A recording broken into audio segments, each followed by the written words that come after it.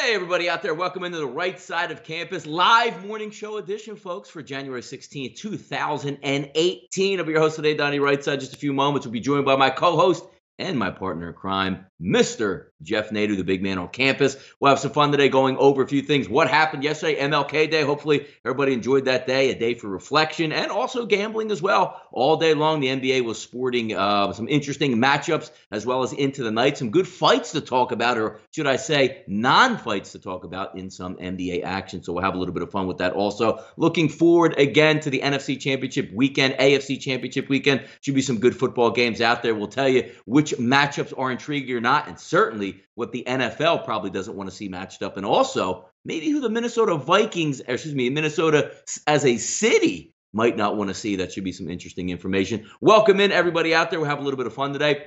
If you haven't done so yet, give us a subscription here at the bottom. Click that subscribe button here on YouTube every single time me and the big man on campus go live here on YouTube. Get that notification. Join us. Say hello in the live chat box. McCoats, what's up? Brian Seymour, great last name, by the way. And also Guan White, what's up? We'll let everybody fill in here before we get some action. Big man on campus having a little computer trouble, which, hey, it does happen here. It's Tuesday. It's the middle of January. Sometimes some things need a little bit of reset out there, but also give us a follow at SBR Sports Picks here on Twitter. And also, once again, check out SBRodds.com, a free odds service. If that line is moving, folks, don't get caught behind the times. Get the live movement when it happens and beat your bookie and win some money. That's the name of the game. Shop around as usual. If you guys out there are looking for a sports book, looking to get down a little bit of action on NFL Championship weekend, no better place to go to sportsbookreview.com. If you like what we do, you don't have to pay us. You don't have to donate to us. You don't have to send any money to my PayPal or the Big Man on Campus's PayPal. To keep the lights on in Costa Rica and appreciate what we do, to keep all this content free, folks, just go to sportsbookreview.com. Each and every sportsbook offshore is rated. You'll see who has the best bonuses, the best, fastest payouts, and also prop bets. And to your betting liking, click those links through there. That's the way we keep the lights on, to keep everything free. But once again, folks, welcome into the show, the right side of campus. Welcome everybody in the chat box. Steven Johans, MVP Sports, who we know who is Steve Stucci out there. Harry M, Jesse Williams, Armin, what's good, fellas? We'll have a good time here. Let's start with some morning headlines and get after some fun out there. Fight night, folks, in the NBA, or should I say lower card, not fight night in the NBA. You saw Ben Simmons and Kyle Lowry in Philadelphia square up or try to square up in the hallway. Much ado about nothing, as you see a lot in the NBA, which is always interesting to me. Like when you see a football game, guys square up, you're punching each other in the helmet. I mean, come on, man. Like what are we doing out here? Then you see the soccer fights out there. Maybe you kick somebody in the shins, or you see those YouTube videos out here where they kick the referee if he's going to give a red card, some of the lower level games. But what's going on in the NBA, the whole hold me back mantra out there, which I always get a kick out of when you see. But Ben Simmons and Kyle Lowry saying, hey, you know what? We're going to get ejected with 5 to 6 seconds left in the game. Meet me in the hallway, brother. Let's square up. And of course, nothing ever happens in that. And then we roll it over, folks, to the nightcap with the Clippers game and the Houston Rockets, where supposedly the Staples Center, if you've ever been there, which I haven't, it's enormous. It's damn near looks like the Superdome down in New Orleans with how big it is. Massive suites in there, big accommodating place. And also, there might be some, secret tunnels that are built in there, like the Underground Railroad on the East Coast back in the slavery days. Like, hey, hold the torch, come with me. We're going to head into the opposing team's locker room where Chris Paul, supposedly knowing the ins and outs and has the blueprint, like it's Ocean's 11 or Ocean's 13, the way to get into the opposing team's locker room, and even sent a front knocking on the locker room front door as you try to sneak into the back. And LAPD had to get called in to separate the situation. But once again, nobody swinging or any fisticuffs there in the locker room. So it is kind of funny. Brady Martin, NBA fights are kind of nerd fights. Yeah, I mean, they're big guys and they're athletic. We're talking about like rock'em sock'em robots out there. Half the guys in the league are 6'7" or above, 215 to 240, depending on who you're looking at there. Like LeBron James, you're able to knock somebody's head out playing rock'em sock'em robots. What's up, Matthew Barnum? Good morning. Justin Searcy, fight night sissy fights. Yeah. I mean, you guys, there's no helmets out there. There's nobody separating you two. Everybody wants to take the step back, put the hands up, and, hold me back. Don't you dare let me get at you, and meet me in the hallway, and I'll bring my entourage. You bring your entourage, and we'll go through some secret tunnels down below, and we'll invade that locker room. Boy, we'll really show them. We'll really get at them. We want a piece of Austin Rivers, but everybody meets face to face, and it's more like, an Instagram or Twitter fight, as what they say. Reggie, what's good, brother? Kyle L, what's good? Everybody out here. Bruce Shad, where's Big? Hey, Bruce. Hey, settle down. Big man will be here, Bruce. Settle down, my man. Hopefully we can get some T-shirts in there as well. I know there's some people out there. Shy Picks is always coming up there with those fire hoodies that we need to make. The problem is you go online and you look at some of these, places that you want to order these hoodies from and put some, nice sayings on there. You need to have 15 hoodies ordered, or you got to have this or that, and it's low quality coming in. Looking for a good little spot here somewhere into the South Jersey, Philadelphia area. You can just pop in and be like, hey, man, $25-$30. Print up this thing, make me a nice little hoodie so I can rock it out on the show. We'll have some fun out there also. Yes, Guan White, a nice Ocean's 11 reference that we brought up there. The own Ocean's 11 crew that we have here. Flipping it over there for Fight Night in the NBA, which obviously, as we said, folks, wasn't much of a fight night. Mississippi State's UCF chant versus Auburn.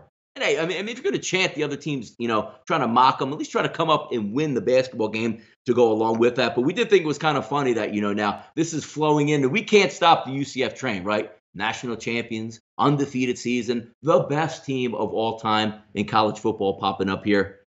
And at least you're having some fun as it's flowing over to the basketball court to Auburn. You can't beat UCF. Maybe everybody in SEC is just going to chant UCF each and every time that Auburn football does play them out there. Justin Searcy, light-skinned brothers can't fight. It's a rule of thumb. How about that? Hey, it's always like, white people are evolving, we like to say, the light skin versus the black skin. I mean, it's always kind of funny what pops up on Twitter, all those memes that come up. Always fun and interesting. Corey Kelly, Dilly, Vitalis.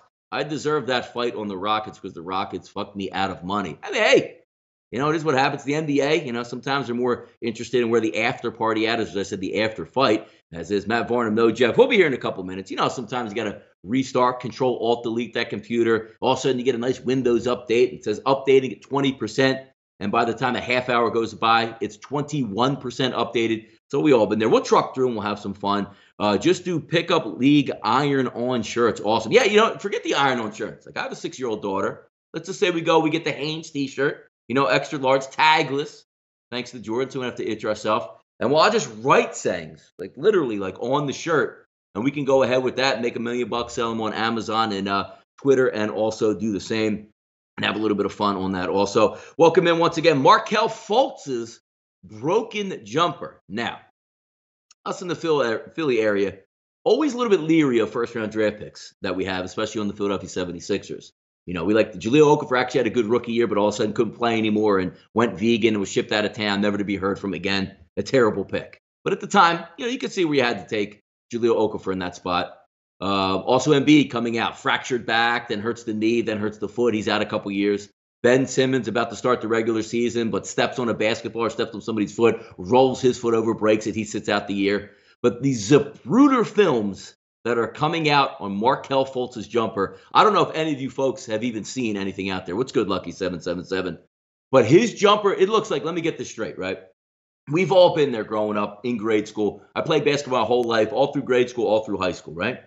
So you're lining up, and you get that, somewhere between 5th grade and 7th grade is when you try to stay away. You always want the good form, but when we're little kids, 5th grade, 6th grade, you're shooting with 2 hands, but you still want the form, right? But you're still pushing it up, and then you fake the form like you're still banging it through.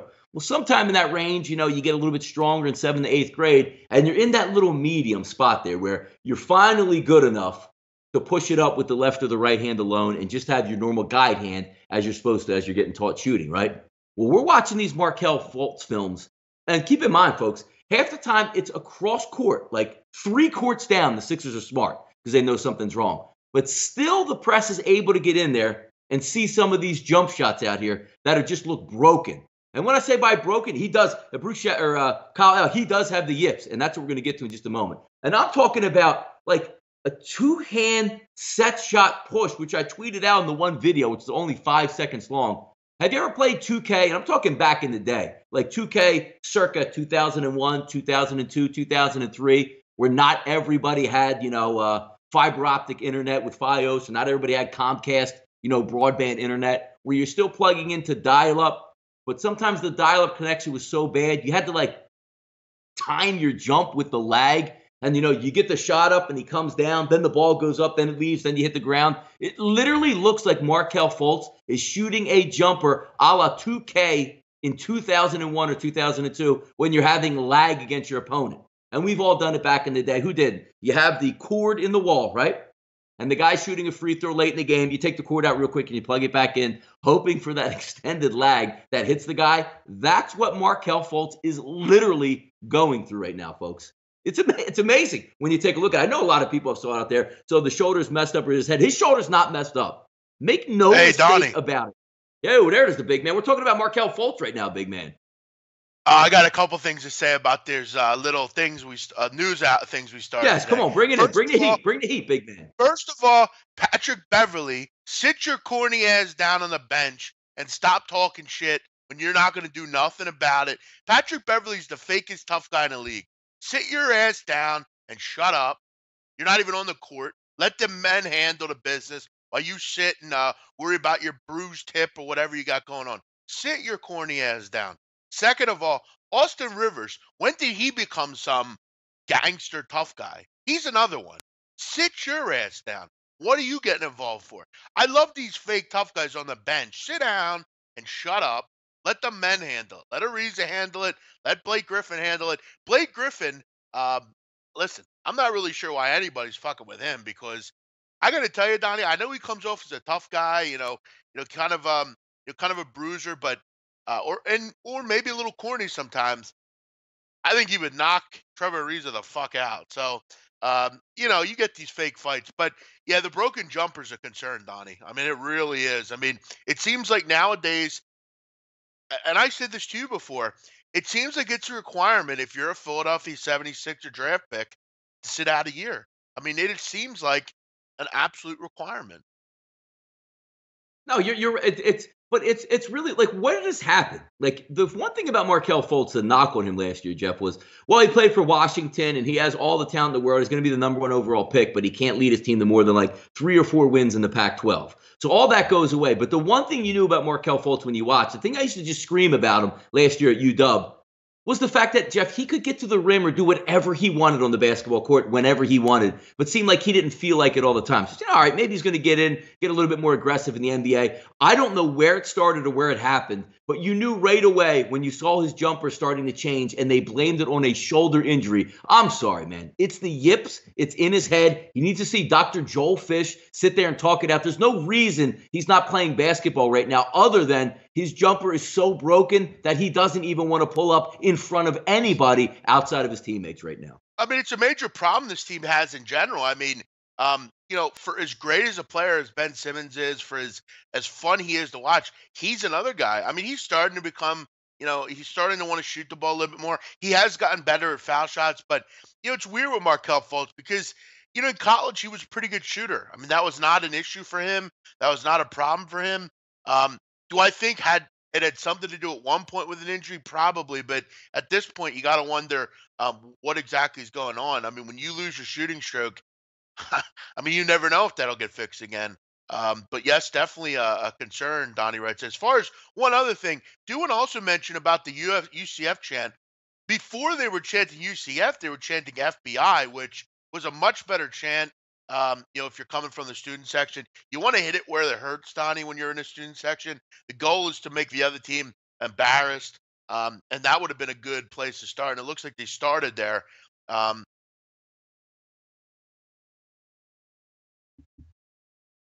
Cut down, big man. I said you probably want to have a team that could win the game if you were going to chant and stuff. But hey, again, I guess you're trying to be creative, Mississippi State. But we move on, Donnie. Not a huge day for headlines, as you can see. No. We're dealing with a lot of retready kind of stuff. College hoops recap, Donnie. We move it down. Juanma, thank you. Nice night last night in college hoops, Donnie. It was pretty fun, actually. A lot of good games. A lot of fun endings. Michigan. Donnie, I'm going to tell you right now, this would be a great piece of capping for anyone that wants to hear it. I wouldn't bet against them to lose at home. You definitely want to look at the numbers because as we saw, Donnie, last night, the Michigan Wolverines, I didn't think were in a good spot last night as far as laying that number. They're a team that was off a big win, and you saw it. You saw it when it opened up the game. They were fairly, let down a bit, made a run in the second half. Nice win for Michigan. They don't lose at home very often, Donnie Rightside. Chrysler Arena is a great place for that group. No, you're right about it. And again, I like the way they have the sets and open magic. I didn't see the way the game actually ended, so I put Michigan Miracle on there because I saw the lead get taken by Basically, Maryland. Was it a controversial call at the end or no? It was just bad defense. no, it wasn't. It was a controversy. It was just a big shot, and then basically they were down one with like It's like 3 1.5 seconds to seconds go. or less. Yeah. Yeah, Yeah. like or like 2 or 3 seconds, and they threw it. John Beeline's very good at this. At the end of games, basically, they threw it the length of the court, and there was a foul called right at the end as Rockbomb went into the lane, and they called a foul. So it was somewhat. I mean, calling a foul late in the game is somewhat controversial. He goes to the line. I mean, Rockman, and it's pretty interesting that it ended on Michigan making foul shots because other than Rockman, Donnie, they are not a good foul shooting team. Rockman basically makes them whole from the line. I think he's 91%. So, again, the call itself wasn't bad. I mean, it probably should have been called, but he goes to the line, makes two foul shots, and that was it. So, Maryland had an easy cover. I mean, it's not like the cover was in jeopardy, but Michigan's really good at home, man. They are good in that building. Uh, Kansas, they come back, big comeback. I mean, it was questionable, like that line. I thought they'd cover, but I didn't think they'd win. I mean, West Virginia really faded. I don't know how much you watched this, Donnie, but in the first half, Konate was fantastic. I mean, he was just a beast at the rim. I mean, Kansas couldn't do anything around the rim, but Kansas just chipped away, hit some big threes. McKeelock and Devontae Graham. That's a huge win for Kansas. That's what Kansas can be. That's how good they are and can be. Is West Virginia fading a bit? The problem you have with West Virginia and why they are so different than every other team is when their press defense is not working, you're just going to give layups up. You're going to give up easy threes, transition buckets. It's a tough off or defense because when it works, Donnie, it's really good. When it doesn't work, you're going to give up a lot of easy baskets. No, and it's one of those games, Jeff, where I was tuning in for the first half and was just saying to myself, like, you know what? There's one of those games, Jeff, that opens up, like we talked, 4.5, balloons up to 7, and like, damn, like they were right on this. Like the steam was right. Vegas set an appropriate line now sitting at 7.5, wherever it went off at game time. Even into the second half, Jeff, when I checked in early, you still had that 15, 16-point lead. And then I go to bed or stop changing. I wake up and I go through, Twitter. I'm trying to check some later scores in there, and I see they lost the game. That absolutely shocked me. That's a great win by Kansas. And I remember one of your points yesterday, Jeff, saying, you know what? Sometimes you just got to take Kansas in the spot, getting 7 points, and say if they lose by double digits, then you're just going to live with it. But what an amazing comeback, which looked awful right from Jump Street. Yeah, the general consensus with Kansas I think for a lot of people is that they're not that good, which I don't know that I understand. I think people do definitely read in to the tea leaves a bit and say, well, there's Texas Tech and West Virginia and Oklahoma, but hey, listen, Kansas has won plenty of times. Bill Self, they know how to win. And then Donnie, I had an interesting comment yesterday on one of my shows. One of the listeners comes in and goes, he says, West Virginia, they're a lock tonight. I'm going to tell you why. I said, okay. Tell me why. He goes, well, Bob Huggins gets a $25,000 bonus if they beat Kansas. So I'm taking West Virginia. And I said, wait a second. How does that benefit any of the players? And I didn't hear from him again. So you truly do, Donnie, hear everything in this business. You got to be a sponge out there, Jeff. Never stop learning, even if it's those type of learning angles there to say. Gigantic win for the Duke Blue Devils on the road. This was a really tough game. I got to tell you, Donnie, this was I'm going to come out and say it. I think this was a bit of a bad beat. It wasn't brutal, but it was just because, I mean, this game was a stone nuts under, Donnie, in the last 5 minutes. I mean, it was to the point where it's like, as long as there's not shenanigans here, this one's going to stay under. Yeah. It wasn't easy because at halftime they had 82 points and it was 155 total. But, Miami really struggled in the second half. Duke really, struggled at times as well. It was just kind of a weird half. And I'm sitting there kind of in a position to hit this under, and the under was an interesting play. It was kind of going against the grain, but the way each team schematically prepared for each other and how they would play, I figured Duke would throw a zone at Miami. It'd make it a concern, and it was. And I thought Miami would slow it down, play their defense, and as long as you keep Begley at bay, we should be able to get the job done here. But you look at late in the game, Donnie, and I'm looking precisely at about the minute 20 mark. It was 73-70. Okay, so what do you have? 143 points. It's a close game. So basically, what Miami needs to do, Duke has the ball. You need to cut it down, make them shoot a tough shot, and hope they miss. If they miss that three there, the game's staying under. Because what's going to happen is Miami's going to take a long possession. They're going to try to get a good shot.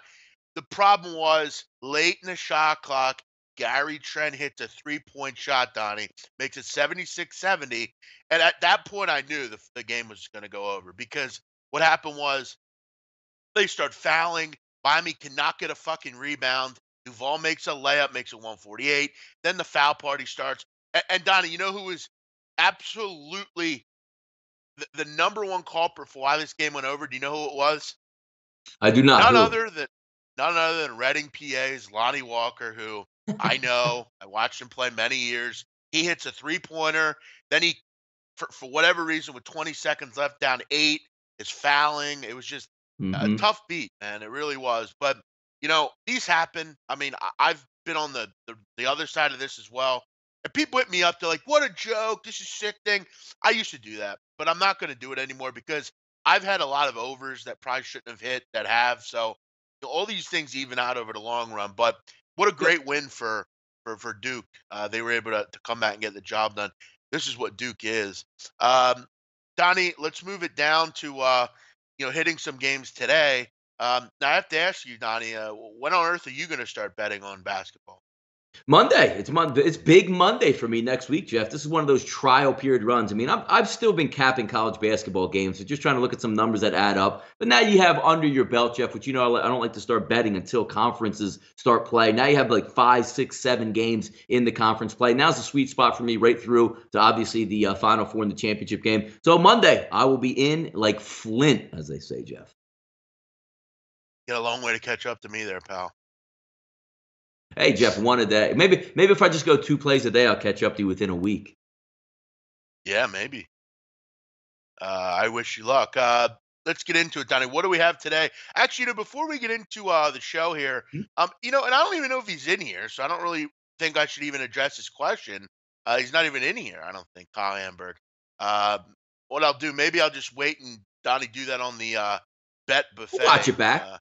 I'll watch it back. Yeah. I guess. Okay. Well, basically, he asked me a question last night or yesterday, whenever it was, about some of the surprising and disappointing teams so far. For me, and I think, Donnie, I got some shit last night, and I think it was kind of a misunderstood thing. But as you know, when you do something, sometimes people aren't happy because you don't mention their guy or whatever. So I did a list of the top 68 players, Donnie, to watch as we descend into March. And, I got a lot of, hey, where's this guy? Hey, where's this guy? Hey, where's this guy? And, he kind of threw in, who are your disappointing and surprising teams? And, Donnie, the first thought I had was USC, disappointing wise. Look, I thought USC would be a Final Four caliber basketball team this year. But they've really struggled. And I think a lot of it has to do with the indictment off the court. Who knows, kind of what that's done to this group. You have people like Melton who haven't even played this year because of it. That's a huge loss. You have injuries off and on the court. This is a really good conference as well. They were one of the more disappointing teams for me. I thought this team would really kind of make a run, and they still could. But they're losing games they shouldn't. The loss to Stanford is one that jumps out. Some of the other ones that they've had, they've probably been the most disappointing team to me in the country so far. As far as surprising, I mean, I'd probably say Oklahoma. I didn't think they'd be anywhere near what they are. I didn't think Trae Young. I mean, no one thought Trae Young would be here. I think we all thought Trae Young, if you follow recruiting, would be good. But I mean, Donnie, at this point, I started my NBA mock draft. I have him second right now. I think he's going to go that high. I think he's that good. And, no one thought Oklahoma would be the level that they are. And they're only going to get better, in my opinion. They're only going to improve. Um, do you have any team that you've looked at or noticed that you think's interesting or whatever? Squam White State, San Diego State. I don't think they're disappointing. I think they are what they are right now. I think they're a middling a team that's going to be there at the end of March, possibly with a chance to go to the tournament. Um, have they been disappointing? I don't think. I mean, I think they are what they are. I think Boise's better than they are. I think UNLV's better than they are. And they still have a plenty of time. But you have to remember, when you lose a coach like Steve Fisher, there's going to be some growing pains. And they're starting. They have a whole new offense and all that kind of thing. So I think there's still room for SDSU. Donnie, you have anything that you wanted to Yeah, I was mention looking here? a little bit. I was looking for a little bit more this year, Jeff. And again, I don't know. Maybe you just fall into the Leonard Hamilton trap. Something with Florida State along those lines. Still can't make that push to be that super elite ACC team, and it just dials back again last night, Jeff. When you're looking at, you see that line 3.5 or 4. Florida State getting some help back. Man's back in the lineup. They should be able to take care of BC. BC takes care of them. Just that Leonard Hamilton push just can't seem to take that Florida State team, Jeff, to the next level. Yeah, and that's whoever, I know there's someone on our chat that mentioned that. I think that one was an interesting line last night. And you're right. That's a great point by you. It just seems like whenever something gets hard for this group, they kind of fail. And they've had some injuries at the worst times. I mean, you lose Man, who's your best player. Um, yeah, they're just, I don't know. There's just something about Florida State, and I think they honestly goes back to coaching every year. There's a reason these coaches, there's a reason Scott Drew, always fails in March, because he's not that good a coach. And you have a lot of talent. I mean, last year, Donnie, Florida State had the most talent that they've ever had. This year, they still have a ton of it. And you're right, they can't really get up and over the top. They have some interesting games coming up here. ACC is kind of open. We'll see what happens there. That's definitely good. And that's your team, Donnie. You love Florida State. Yeah, I do. I won a little bit of money on them, and we watched that UNC game where they were in complete control of that game, then fumbled and almost got beat at the end of that basketball game. So, I mean, a lot to be desired. But we always said, remember the Florida State teams, maybe even a couple years ago, Jeff, where they run like 12 deep in the rotation, but nobody's really a go-to guy out there. It just seems like they get super athletes there, but Leonard Hamilton just can't put them in the right spots all the time. That's all. A couple others before we move on.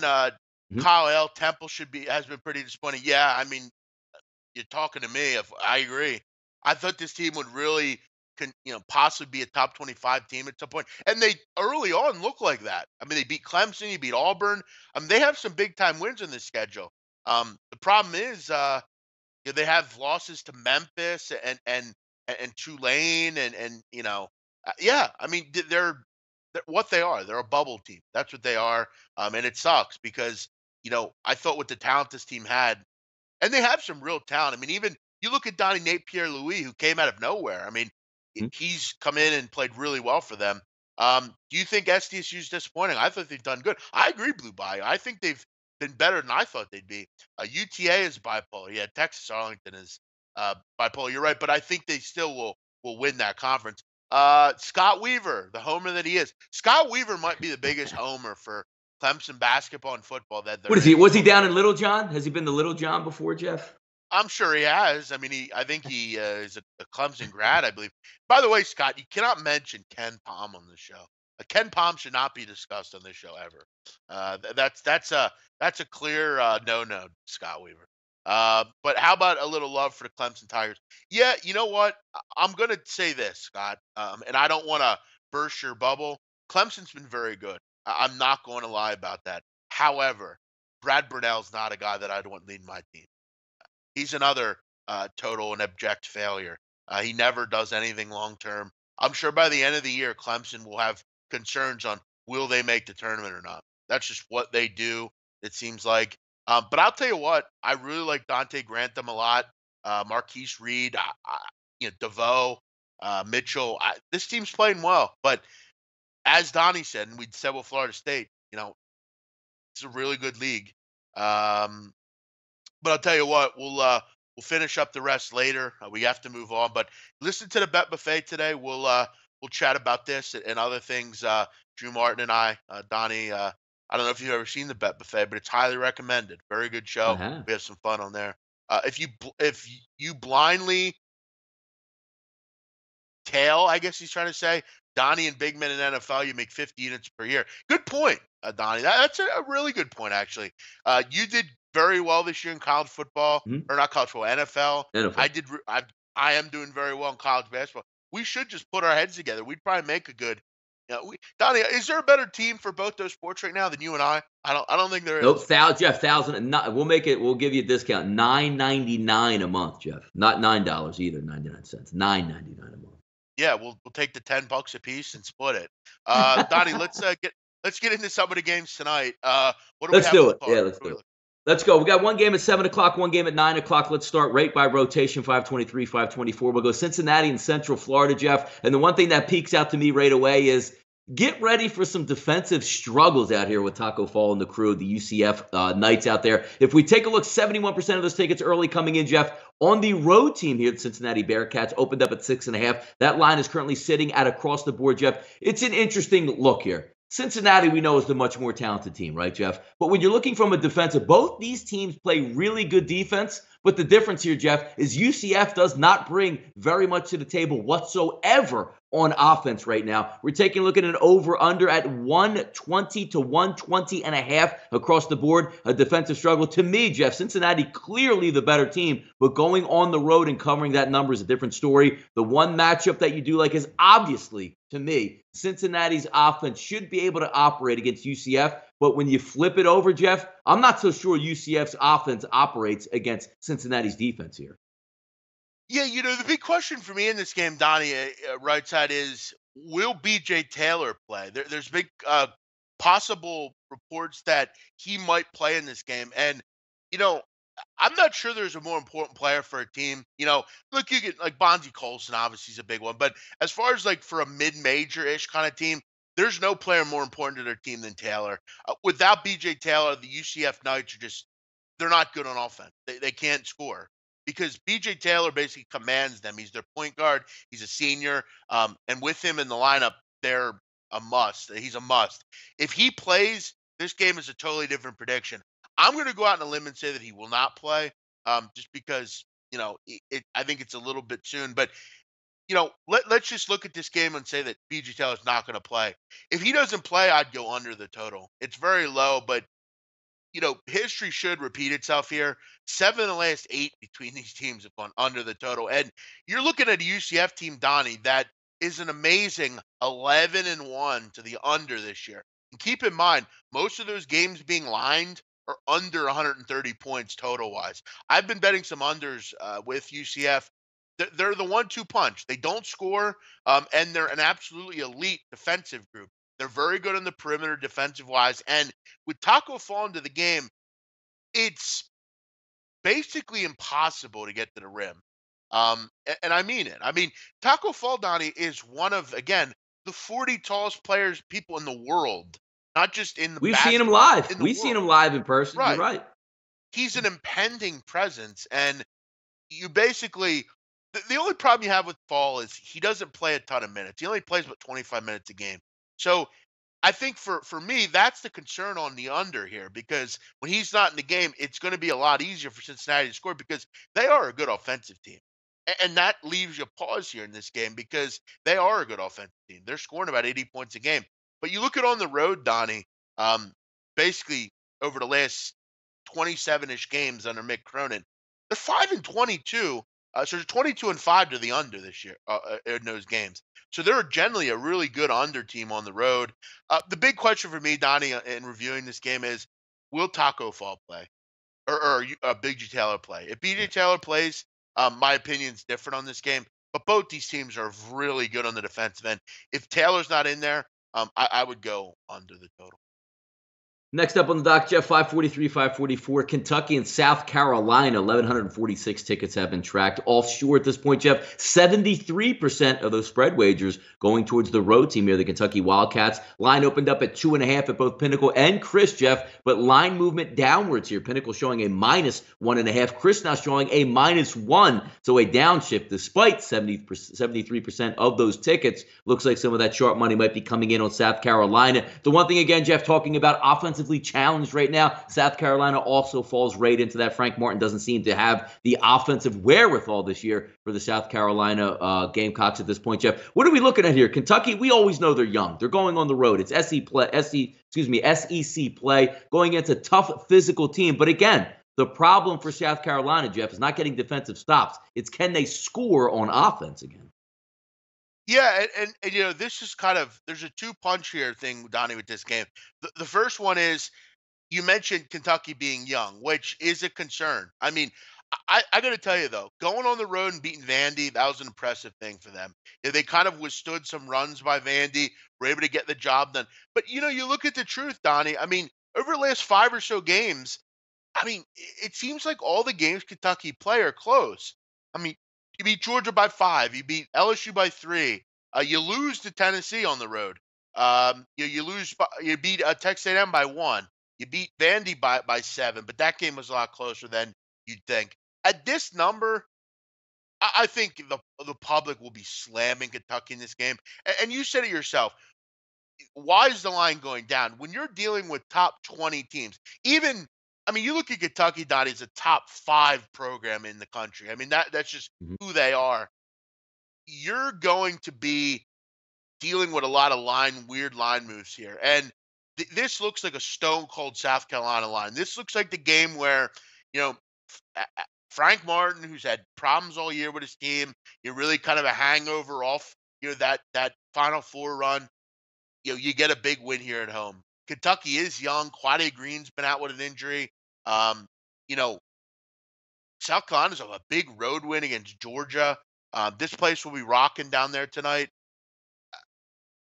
Look, Kentucky on paper is the play, but I have a hard time betting them at this number. The line move doesn't make any sense at all. And I do think that South Carolina has the bigs to handle Kentucky. Kotsar and Silver are good players. The question is, can they get their good guard play from Booker and Gravette and those kind of guys? I think they can. This won't be a game I'll be interested in, but don't be surprised to see this game close. It's just what Kentucky does.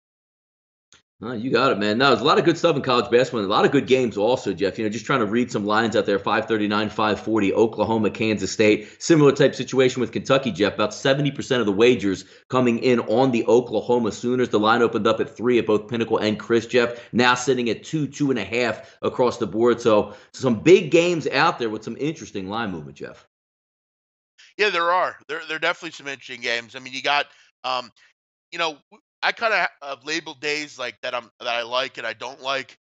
This is one of the days in the week that I don't like. I'm not a big MAC guy. I don't really bet that conference a ton. Bastard.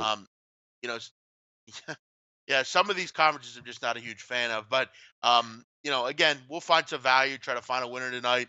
I do have my eye on one, and there's some movement in it, so we'll see how it goes. And surprising, it's a MAC game, Donnie. We also got Notre Dame tonight. Looks like Matt Farrell will be back for the Irish, which is a big thing. And I'm going to have my eye on B.J. Taylor. I'm going to try to get some info on that. Listen, Donnie, I will say this one thing on the UCF game. If Taylor plays, I would consider taking UCF. It might be even though he's not in shape. You know what I mean? Coming back, trying to work yourself in. Those first games back always make me leery. I'll tell you, Donnie, I know this might sound crazy to you. I don't put a ton of stock into that. Generally with college, when you have a player coming back, generally they play. I mean, and here's the thing. They're not going to put a kid in if he's half good. I mean, they're not going to fuck with that. Most of the time the kids have worked their way back in. They've been practicing. They're in game shape for the most part. And a kid like Taylor, he's had this injury before. I don't always put the whole, he might be not in game shape. These kids are in game shape. That's the only way they're going to be cleared to play a lot of the time. So we'll see. It's definitely something I'll keep my eye on. He's a high-level player, and if he's in there, I would probably definitely take 7 points there in that one. But like I said, hit the bet buffet later. We'll talk a little bit more about this and more. Donnie, let's move it down to NFL. We'll kind of chat about this every day when we have the show. Some updates. We all know what we're looking forward to here. Minnesota Vikings, Philadelphia Eagles. It's the late game. And Donnie, I'll tell you right now, from what I've heard, this is just some reports coming in. The Eagles sold out tickets today in like a minute, from what I've read here, which is surprisingly not surprising. It's going to be rocking down there. I know you're excited. We're all excited for the show on Sunday. And look, I mean, the big question is for the other game: can Jacksonville hang around in this game? Will we get that Blake Bortles we saw against Pittsburgh? How will this defense for the Jags handle Tom Brady? Can they find a way to stop Rob Gronkowski? You're going to hear it all this week. And I asked you, Donnie, I asked you this yesterday, out of the 3 quarterbacks other than Brady, who would you pick? And you said Blake Bortles. Do you really think that they have a shot in this game? You don't have to give a pick, but, what do you think will happen here?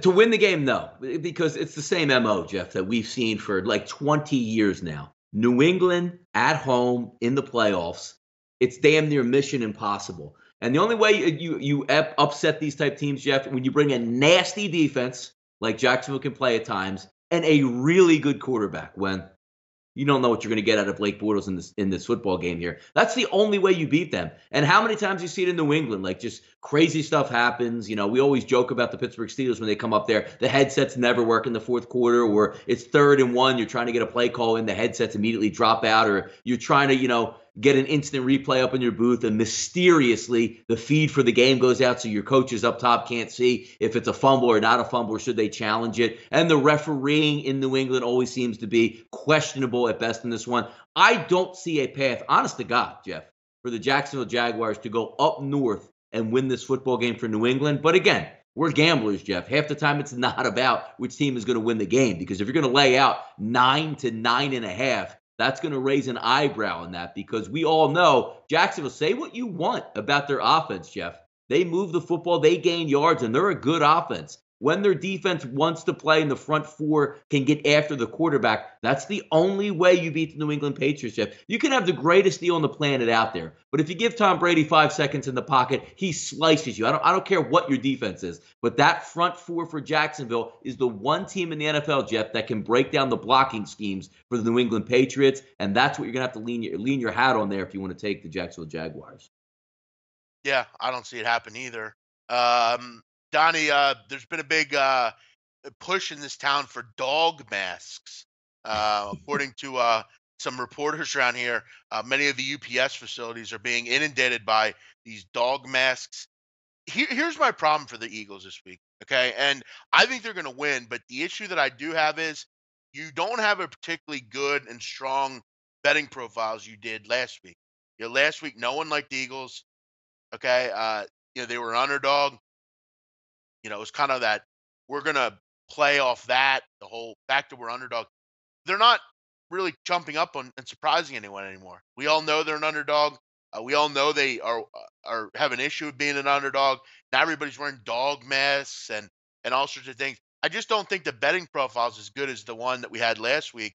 I do think they're going to win, but the question is, I think there's going to be a lot more evened out betting profile here. It's not going to be as sparse as the one on Sunday or Saturday, where you had total money on the Falcons, you had little to no money on the Eagles. And the Eagles were in a good spot there. It's not going to be as easy this week, Donnie, with that betting profile.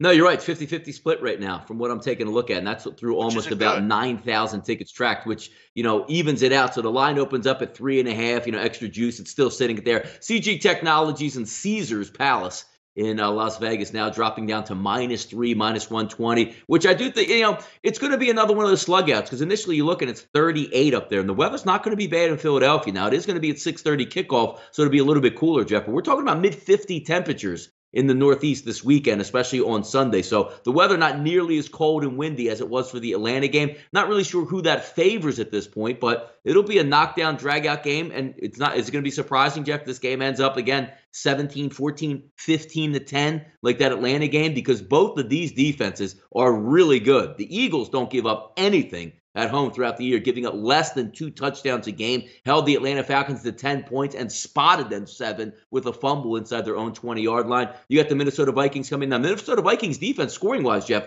much better at home than it is on the road. They give up close to 20 points a game on the road, so something's going to give in this wager. But the one thing I can agree on with most people, Jeff, this ain't going to be a shootout. No, and you're right. And that's a great point by you. That's a point that I had, planned on making all week about the Eagles. I don't think will be in such precarious situations where they're, turning the football over or in positions to turn it over and they're, muffing punts. I mean, that's hopefully, I don't think going to happen this week. And that's a good point by Kyle L. There's going to be a lubricated crowd there. Good point. Yeah. I mean, they'll be down there at 6 a.m. Which I won't be at 6 a.m. down there. And it'll be a nice day too. Yeah, that's last week was the cold weather and 20 degrees and who's gonna? I mean, Philadelphia fans tailgating whatever. But now you're gonna throw a nice 55-degree day on Sunday for them. Good grief, watch out. Yeah, and I think, Donnie, we should try to work on getting our friend Matt Holt on maybe to chat just a little bit about it. Listen, I'm not one of these people that has to have these people on to give us the money report. I just want to talk to Matt and see what's the thoughts this week with these bettors? Where are they going? What are some people doing? I think that'd be interesting to chat with him maybe later in the week, which maybe we'll try to work on. I know Donnie, you and I both have good connections with Matt Holt, so we'll work on that. What else do we have here?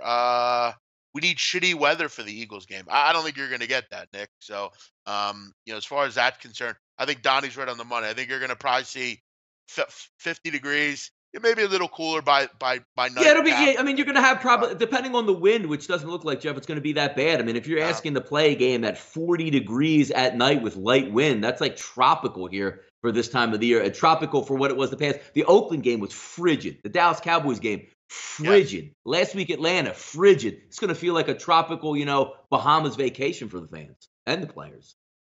Yeah, I think it's going to be a really nice night. I don't think there's going to be any concerns with weather. I think it's going to be good football weather, I'd imagine. Donnie, we wrapped the show up today with our favorite point of the show. It's our recap of a TV episode classic. And we're going to go back to, I heard, Donnie, I saw some absolute malarkey last night on Gabriel Morency's show. I tuned in and I saw some people just absolutely talking shit about the Sopranos is overrated, blah, blah, blah, blah, blah. Come on. I mean, that really hit a chord with me. You got to be kidding me. There was actually people in the country that say the Sopranos are overrated. Donnie, what do you think about that comment? No, I mean, that's just foolishness. I mean, there's haters, like say, Jeff, I'm one of the ultimate haters. You know me, Jeff. Like you present me with a topic, Kobe Bryant, I'll hate on him right away. So there's a good portion of people out there that are just like me and take the Sopranos as, I don't like Michael Jordan or Kobe Bryant. So you're saying you're an idiot, you're like, I'm the bell curve that you throw out in the classroom as the bottom level. There's a lot of people like that also with the Sopranos, Jeff. Donnie had mentioned to you, my favorite episode of the show is one we've talked about, the Army of One, basically, where, it's the end of season 3. AJ's in a precarious situation with his future and going to military school. Jackie Jr. is murdered. They have his funeral. And I thought it was a real impasse for the show on where do they go next. And for me, it's always my favorite. I think the ending is absolutely tremendous. But this episode here is a really good one as well. It's probably my top 3 as far as all-time episodes. It's season 4, episode 4. It was entitled "The Wait." And Donnie, when I tell you about what happened in this episode, you're going to laugh because I know you remember this episode. Basically, John Sacramone gets wind that there was a joke made about his wife at a dinner, basically. Now, I want to set the stage. John Sacramone is a boss of the New York faction of the crime family that they're dealing with. And also, Jeff, the single best cigarette smoker in The Sopranos. Right. And also they're in business with Tony. It's basically Tony's boss in a way. He kicks up to the New York crew, and Sacramone basically handles that. Now, Sacramone has a wife that, unlike all the other wives, she's a little bit more Rubenesque. Okay, she's a pretty woman, typical Jersey housewife, but unlike Carmela and Silvio's wife, and even Christopher's and Artie's, she's a little bit more Rubenesque. She's a woman with some weight on her. She's a bigger woman. And according to John, she struggled with weight her whole life. And once she had kids, she just kind of, he didn't really care. He always loved her for who she was. And it's a very touching thing because John always did seem like he really loved his wife. And it was nice. But basically, Ralph, the dickhead that he was, made a comment that um, she's so fat that she had a 90-pound mole removed from her ass. So basically, it's implying that her ass is so big that she could have her mole removed off at that size. So it gets back to John, and John goes into a rage, basically saying that he wants Ralph murdered. He wants to take care of it. And Tony's basically in the middle of it. Now, during all of this, basically Carmela is fighting her urge to have sex with Furia Junta, who she secretly is in love with, and Donnie, I know you remember that throughout the show. So it's basically the great part about the show is after all this happens, the big boss, so John's boss, basically decides that maybe it's time to murder John and just get John out of the way. That way, him and Tony can do business. So it's a back and forth between who's going to get killed first. Is it going to be John or is it going to be Ralph? Because Ralph runs off to like Florida. But the episode, Donnie, is the best. It concedes with basically John is going on some business trip to see his father or something, and they have the hit set in motion. John finds out that he has to go back to his house after he forgets something. He goes down in the basement, and what does he find? He finds Jenny Sack, who's supposed to be on a diet, Yep. screwing around. Didn't down she in just the see? basement. Wasn't she just telling him before she left, like, I'm gonna have some fruit, or I had some fruit or something like that? She had a And he fruit was salad. all, Yeah. yeah, there you Yeah. go. So he goes home and he finds Jenny down in the basement, and he goes, "What are you doing on the floor?" And she goes, I'm getting some wash." And he pulls the thing up, and there's all this like cakes and candies and stuff. And she goes into basically breakdown and says like, and he basically's like, "Look, I never asked you to do this, And it's Yep. basically, it's such a brilliant show because it all goes back to the whole reason for all of this stuff was because John stuck his head out for his wife, when in the end, she didn't even care. And the Yeah. episode ends just brilliantly, Donnie, with Tony comes home and he basically realizes what he has with his wife, Carmela, and he buys her this really fitting dress. And it's almost akin to thinking, wow, I'm really lucky to have what I have.